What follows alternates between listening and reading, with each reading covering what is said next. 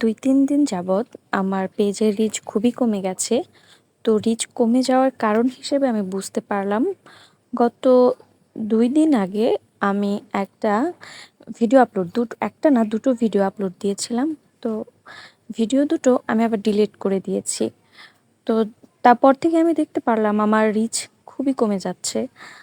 তো এটা আমি জানতাম আগের থেকে যে ভিডিও আপলোড করার পর ডিলিট করতে হয় না, তাতে পেজ ক্ষতিগ্রস্ত হয়ে রিচ কমে যায়।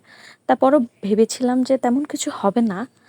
তো আমার মতো যারা এই জিনিসটাকে গুরুত্ব দেন না, তো গুরুত্ব দিবেন। নাহলে আমার মতো রিচ কমে যাওয়ার সম্ভাবনা থাকবে। তো বাই দ্য ওয়ে আমি গিয়েছিলাম একটু বাজারে মেয়ের ওষুধ আনতে, হঠাৎ করে জ্বর এসেছে।